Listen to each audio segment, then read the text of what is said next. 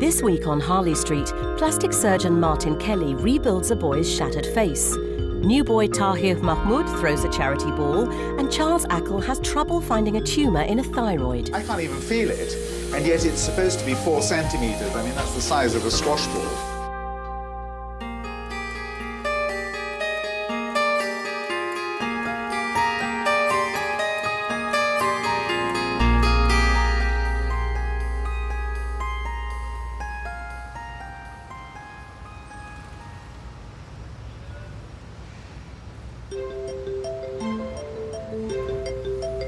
Harley Street is the hub of Britain's thriving private medical sector. In the past, only the wealthy could afford to go down this route. But now almost 7 million Britons are covered by medical insurance, and spending in this area is set to grow by 10% in the next couple of years. Over 3,000 consultants work here, forming an elite club. General Surgeon Charles Ackle lives and works at number 90A. With his trademark bow ties and 3-piece suits, he's one of the street's more colourful characters, and one who unashamedly relishes his privileged position. You know, you meet all sorts of people coming in. I mean, besides the odd mad jogger. But I mean, there's usually the dustman coming in, and the guys on the dust cart always wave and say hello. They are, see, the scrap and rubbish. And then you occasionally meet the other odd mad doctor. And it's amazing how much networking can take place just on the way to and from work. Today, Charles is working at the London Clinic, one of Harley Street's most exclusive hospitals. First off, he's seeing a new patient whom he suspects has cancer. This man is in his late 30s and presented to me a few weeks ago with odd bellyache, and we investigated him from top to bottom, and we find that he's got quite a sizable tumour in his thyroid gland, and this thing dips low behind the collarbone, and it's 4 centimetres. The trouble is, it could be malignant, and we actually have a high index of suspicion that this is malignant. Now, if it is malignant, of course it needs to be removed. Charles has been practicing for nearly 30 years, and he knows that the chances of surviving this type of cancer aren't good unless it's treated early. But he doesn't want to alarm his patient. Oh, hi, Fergus. Well, the trip to Canada was okay? Very nice. I'm sorry that you had a bit of fun and games there. I still can't feel this lump because it's, of course, sitting down into the neck. If it proves to be a naughty lump, a malignant one, then we will remove the entire gland, because that's the right thing to do. It'll take a while, Sarah, and I'll phone you when we have any information, but it's not going to be, it'll be at least 11 o'clock by the time we finish. I don't rush. You know, the beauty of doing it in this way is we can take our time. And this is, I love doing this kind of surgery because it's neat and fiddly, and you just take your time. This year I was ill in January. I just feel exhausted, temperature, nausea, pains, my stomach. I travel so much as well, and you go to loads of places, we get loads of diseases. So I kind of thought it might have been that. And then I went to see Mr. Ackle, and he's been fantastic. Whenever it suits you, it doesn't matter. There's no set hours here. Come and go as you please. Thank you. All right, my dear. Wish us luck. Okay. Thank you. Bye-bye. See you tomorrow. Yes, God willing. Bye. Really, really good. He just explained everything the first time I was in, got his skeleton out. But he's been really good, very hands-on.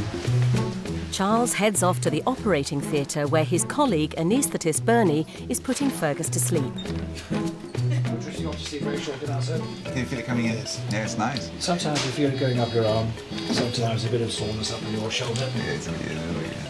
Soreness up my arm. Yes, it'll feel ice cold. Now, the only thing is it was supposed to give erotic dreams. And when I had it, I didn't have any, so I was very, very annoyed with the anaesthetist. But the old stuff used to give erotic dreams. So anyway, enjoy. Let's be off now. Sweet dreams. Sweet dreams. Yes, God willing. Wish us luck. It's a good boy, friends. Sweet dreams. Lovely stuff. I don't know, Bernie. You and your kit and toys and things, it's ridiculous. I'm sure they're going to connect this up to the internet one day, and it'll be connected to the poor patient's bank account and drain it whilst they're asleep, you know. I can just see that.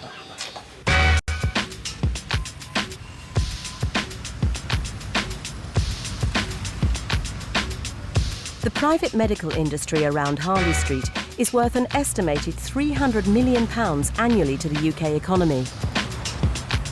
One of the biggest growth areas is plastic surgery. British women and an increasing number of men now spend more than £225 million annually on it. But thanks to one or two high-profile failures, cosmetic surgery has a rather mixed reputation. I've been working in Harley Street about 5 years. People's perception of Harley Street, it's slightly skewed towards the more disastrous results in plastic surgery, which thankfully are rare. And there's a huge amount of plastic surgery that goes on in Harley Street, and that's why I've come here, which is responsible and safe and produces good results in very happy patients. Some plastic surgeons earn as much as £500,000 a year or more. But Martin Kelly does some of his most challenging work for nothing.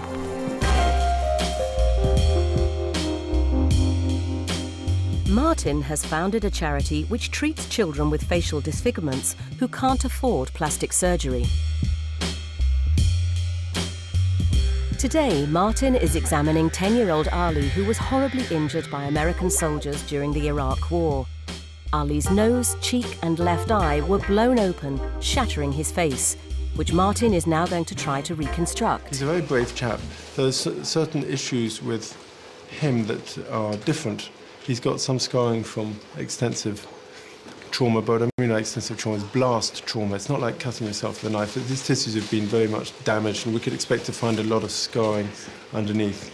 And the type of injury that he's had, you can feel the bony fragments of where the shrapnel destroyed the bridge of his nose. We can see on the x-ray that he's got shrapnel embedded beneath the lip here. He's lost the whole of that chunk of bone.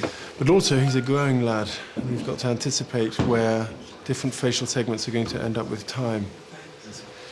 On the 3D reconstructions, we can see he's not only got the sequelae of the facial blast up here in the left nasoethmoid region, but coming down the anterior surface of the maxilla, there's bone loss. Today is the team meeting where all the surgeons involved in his care get together and really look at him carefully. We have all the scans, photographs, and it's a very useful session because at the end of it we end up with a clear surgical plan, which is a sort of bulleted list of our way, that, you know, what we think is the best way to approach repairing his face. Martin's charity has flown Ali from Iraq along with his father, Hussein, who is also traumatised by the attack, during which he was separated from several members of his family. أنا بالنسبة لي علي ما شفته انصاب لأنه شدة القصف وصار الدنيا ظلمة بالليل فما قدرت أرجع للمنزل مالي لأن قصف كلش قوي. فعلي وجهه متهشم ما تعرف بيه ولقيت والدتي وميتين بالمكان بقوا وما حد شايلهم. والله مشاعر أي أبي يعني يفرح بأنه ابنه يشوفه معوق كامل العوق ماله يعني لا عين لا خشم لا حليق لا سنون وابنه يرجع إلى صحته الكاملة ويشوف منظره الحلو.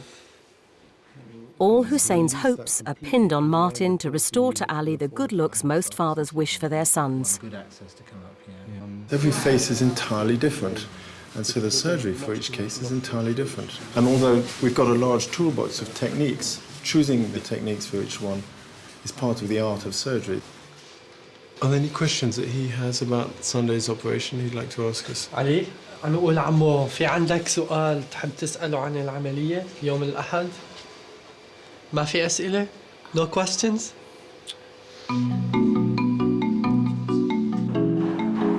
Martin and Charles are just two of the doctors who operate in and around Harley Street, an area that houses the single greatest concentration of medical expertise in the UK, if not the world.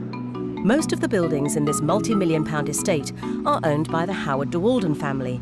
They're active property speculators who acquire and renovate buildings as they become available. In order to maintain the area's reputation, they also vet applications from doctors who wish to rent their properties.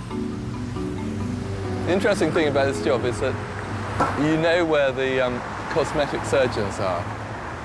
So when you see someone pushing at a door, you know where they're going to go. We control the majority of Harley Street. We all follow the same policy, which is only to let qualified doctors in and practice from Harley Street. If someone is a known rogue and they might invite controversy, we would object to them coming into Harley Street. So that is quite difficult to police. And one of the other problems is that people will pretend that they're qualified. They will sneak into a building as a subtenant. It's slightly ironic that actually we've had more journalists pretending to be doctors in the 9 years than we've had quacks pretending they're doctors. But it's all good fun. This is the entrance hall here. I think the cachet of being a Harley Street doctor helps them with their career progression. It's the younger ones who come here. They've got a start-up practice. I think it's a great address to have. Being allowed to practice on Harley Street is like entering a very exclusive club. And as in any club, newcomers work hard to be accepted socially and professionally. Tahir Mahmood from the Midlands is a new arrival at the relatively young age of 38. He qualified at King's College Hospital in London and is now a consultant rheumatologist. That does not hurt? Well, I've been in Harley Street since 2000. I've been able to only spend a limited amount of time here. This year I'm here full-time. And it really feels great to be in Harley Street and part of an amazing community of clinicians. When you first arrive in Harley Street, I think it is difficult because you are somewhat isolated and you don't have a whole infrastructure that you plug yourself into. But there are a number of communities. There are private hospitals, there are professional groupings such as the Independent Doctors Forum. So there are sorts